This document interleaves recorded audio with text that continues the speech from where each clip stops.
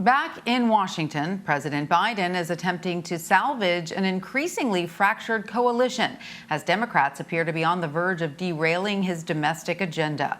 The president met with key moderates and progressives Wednesday as he pushes lawmakers to come up with a social and climate spending package they can all agree on. This is what a negotiation looks like. This is what compromise looks like.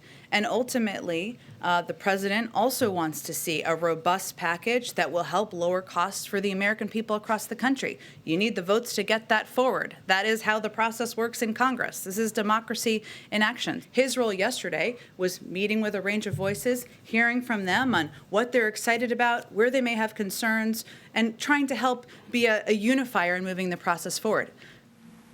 This comes as the government is a week away from reaching the debt ceiling and potentially shutting down. Democrats are calling on the GOP to help them pass legislation to pay for spending that both parties agreed on largely during the Trump administration. On Thursday, House leaders remained at odds over who bears responsibility. Last year, Democrats and Republicans together incurred costs for COVID that need to be paid for. This is a credit card bill that we owe. Under President Trump, only 3% of the debts, of the costs that we're dealing, only 3% have occurred under the Biden administration. This is largely under the Trump administration. Democrats control the White House, the Senate, and the House. They want to raise $5 trillion and spend in the next month. You have a maxed out credit card, and they want to get a new limit to go max out another one. The only people that will get any blame for this is the Democrats and their management. We've watched crisis after crisis, from the border to Afghanistan to now putting our debt into crisis. Mexico. Plus, the U.S. Special Envoy to Haiti is resigning over the handling of Haitian migrants at the U.S.-Mexico border. In his resignation letter, Daniel Foote called the policy of deporting asylum seekers back to Haiti, quote, inhumane and counterproductive. Haiti is struggling after a deadly earthquake and the assassination of its president earlier this year. More than 4,000 Haitian migrants remain at the Del Rio Bridge in Texas. Since Sunday, the U.S. has chartered flights expelling about 1,400 Haitians back to their home country. More flights are scheduled in the coming days. For more, let's bring in Steven Portnoy, Marianna Sotomayor, and Marianne LeVine. Steven is CBS News Radio's White House correspondent. Marianna is a congressional reporter for The Washington Post, and Marianne is a reporter at Politico. Welcome to all of you. Steven, let me start with you. This coming Monday, the Senate votes on a stopgap government funding bill that already passed in the House but faces stiff opposition from Republicans. Here's some of your conversation with White House Press Secretary Jen Psaki about a possible shutdown and the pandemic. Let's listen. Years ago, in 2013, when there was a government shutdown, Tom Frieden, who then led the CDC, described that period of time as one of the worst in his tenure at the agency. 8,000 CDC staffers, he said, were furloughed. Do you expect a similar dynamic to play out? Well, we are taking every step we can to mitigate the impacts of a potential shutdown on our pandemic response, economic recovery, or other priorities. The fact is, shutdowns are incredibly costly, disruptive, and damaging. Direct public health efforts can generally proceed during a shutdown because they're exempt, and that is certainly our intention. And large swaths of the federal government coming to a screeching halt would certainly not be beneficial to pandemic response. So, Steven, if you will, clarify the press secretary's answer there. How is the White House preparing for a potential shutdown? Well, Tanya, we are a week away from the end of fiscal year 2021, and Congress has not yet acted to extend government agency funding beyond next Thursday. So today is a matter of routine. The Office of Personnel Management, a week before a possible shutdown, is sending word to all the federal executive branch agencies that they need to dust off their contingency plans for the event of a funding lapse or a shutdown.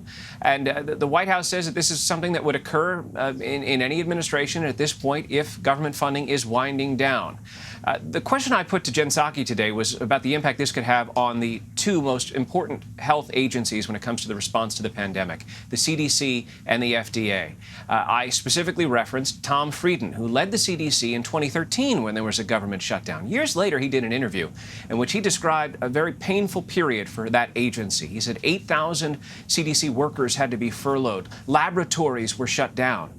So the question for this administration is if it will follow the guidance that was then in place in 2013 when there was a government shutdown, or whether, as a result of this current pandemic, the Biden administration will reinterpret the rules when it comes to who is deemed essential and must report for work versus who is deemed non-essential and would be ordered to furlough. You heard Jen Psaki say that those who are involved directly in public health efforts would be deemed essential, which I took as a signal that this administration is going to do what it can to interpret the rule broadly, to say that many more people at the CDC are deemed essential than perhaps in shutdowns past. But we won't know the answer to that firmly until we see the written guidance that comes from the Department of Health and Human Services.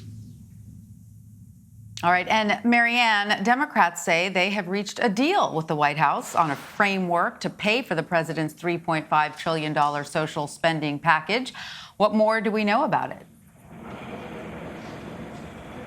About what this framework is, but Democratic leadership is saying that this is a significant step forward in the ongoing negotiations on their $3.5 trillion social spending package. Senate Majority Leader Chuck Schumer said today that the White House, as well as the chair of the Ways and Means Committee and the chairman of the Senate Finance Committee, have come together on a menu of potential options for how to fund the social spending package. And so it's a significant step forward, but there are still questions about what is actually on this menu of spending options. And many rank and file members were not even aware that this was going forward today. So I think there's still a lot of open questions about what's going to be acceptable to Senators Manchin and Sinema, who are the key votes in the Senate on the moderate side. And so we're still waiting for more details about what exactly this framework is. And Marianna, House Speaker Pelosi still wants a Monday vote on the infrastructure bill, but progressives are saying that date is arbitrary. So what's happening behind the scenes? Yeah, there's still a lot of question marks, and it almost feels like the questions that we had earlier in the week are ones that we still have and don't have answers to. And as of right now, you said it, it seems like there will be a vote on Monday. However, there was a bit of change in Pelosi's voice today when we asked her if that vote is still going to happen. She reminded there's still many days till Monday, basically leaving an open question whether that vote is going to happen. But, some things to know about her. She doesn't like to put votes on the floor that she knows will fail. And as of right now, progressives in the Congressional Progressive Caucus, there are almost 100 members. Almost half of them are already willing to sink this bipartisan infrastructure bill to make sure the promise is kept, that BIF, as we call it here, that bipartisan infrastructure bill, as well as the reconciliation $3.5 trillion bill, can pass together. So as of right now, that is likely to happen. It will fail as of right now. There are at least 8 to 10 House Republicans who will vote in favor, but of course that is not enough to save that piece of legislation. Now, if it does fail, it is likely that they can still bring it up for a vote later on. And when that is whenever they're able to iron out a number of differences, both on policy, on spending, pay-fors, and price tag that are making up this $3.5 trillion reconciliation bill. All right, several days until Monday. And Steven, after the U.S. envoy to Haiti quit earlier today, the White House is responding to criticism over its treatment of Haitian nationals. Let's listen. First of all, they're not deportations. People are not coming into the country through legal methods. And again, our policy process has continued to be the same with Haiti as it is for anybody coming through for the irregular migration across our border. I'd note, as I did yesterday, that as we've applied our border restrictions, as we've applied our immigration policies, there were more than 90,000 people who departed the country, who attempted to cross our border in the month of August. That was even before we saw the horrible photos that we saw of people gathering under the bridge. There is a process that is in place as people, whether they're coming from Haiti or any part of the world, goes through. Steven, what changes is the administration considering in response to this recent crisis? Well, Jen Psaki today ruled out a report, and she struck down a report that the administration is considering sending migrants to Guantanamo. But it has been reported that some of these migrants are being sent to other cities in Texas, Laredo, El Paso, as far as Tucson, Arizona. The Department of Homeland Security reported today that roughly 4,500 migrants are still living in this sprawling tent city right there under or next to the bridge in Del Rio, Texas. About 1,400 of them have been expelled from the United States directly to Haiti. What the administration has not been able to do is provide an accounting for the rest, and perhaps as many as 10,000 or roughly thereabouts migrants that the administration has not provided an accounting for. Press Secretary Jen Psaki acknowledges that some of these people have claimed asylum. They may have presented themselves as members of a family unit that entitles them to certain protections.